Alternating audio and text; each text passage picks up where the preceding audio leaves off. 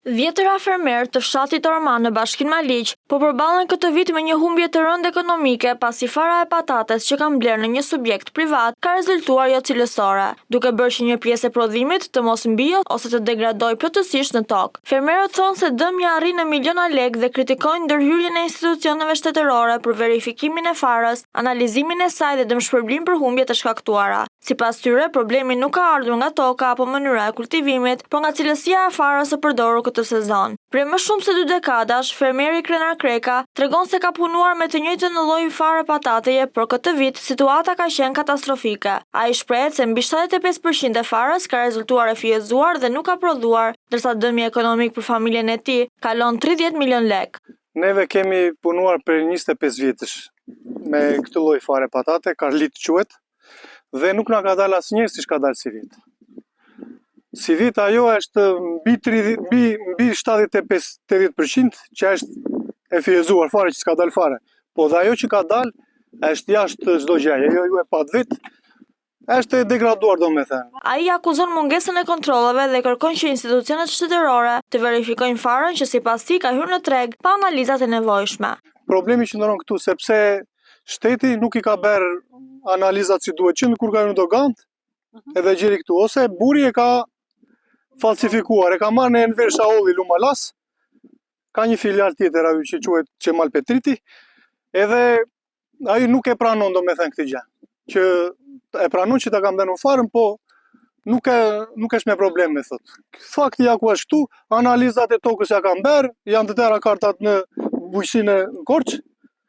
Ata, unë i thosha bëjmë një analizë për kokrën e patates, ata bëjnë analizë për vrukun e patates pa dal patatja. Domethënë shikoj çfarë më bën shteti, më sjell vërdall. Ju e keni blerë gjithmonë farën te i njëjti person dhe kjo është ere pare që ju rezulton e kemi blerë gjithmonë e njëjti person dhe është ere parë që goditemi kështuja. Po këtë radhë ne u goditëm në të fundit. Unë kam 3 fëmijë të vegjël dhe dëmi është mbi 30 milion lekë. Dhe unë nuk di çfarë do bëj tash. Fermeri thotë se ka njoftuar institucionet dhe paralajmëron se çështjen do ta ndjek deri në fund dhe në rrugë ligjore. Unë do ta vazhdoj që në fund se 3 fëmijë të vegjël duan buk aty në shtëpi. Deri në fund. Edhe në rrugë ligjore. Edhe në rrugë ligjore. Në të tëra se unë nuk kam çfarë bëj. Unë jam për këtë punë.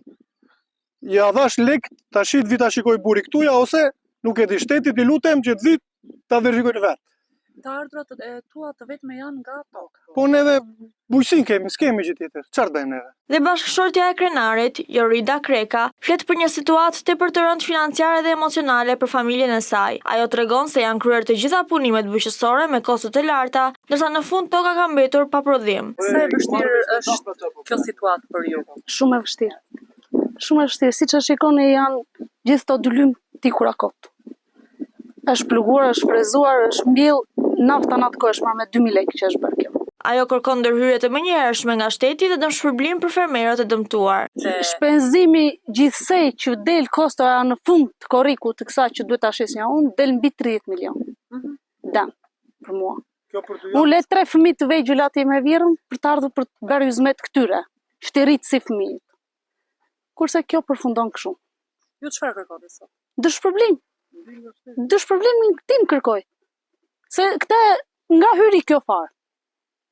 Duam ndim nga shteti të kontrolloj nga hyri kjo farë që është e fjezuar. Shqetësime të ngjashme ngre fermeri Daniel Plasa, i cili thotë se problemi është i përhapur dhe në parcela të tjera dhe kërkon ndërhyrjen e shtetit për mbrojtjen e fermerëve.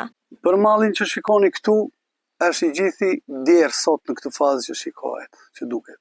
Kemi mbjell edhe tokat e tjera, do t'i shikojmë arat e tjera, duhet bërë me pa tjetër një masë nga shtetit, asgjë më shumë. Çfarë ka ndodhur te toka dhe arsyeja? Arsyeja kryesore është fara. Fara është e degeneruar, asgjë më shumë. Asgjë më shumë. Shteti duhet të ndikojë në këto gjëra. Duhet të na mbrojë. Fermeri thotë se për shumë familje, bujqësia është vetëm burim jetese dhe humbja e këtij sezoni rrezikon ta lërë pa të ardhura 10 fermerë. Mbi 25 vjet. Ne jemi rritur me këtë punë.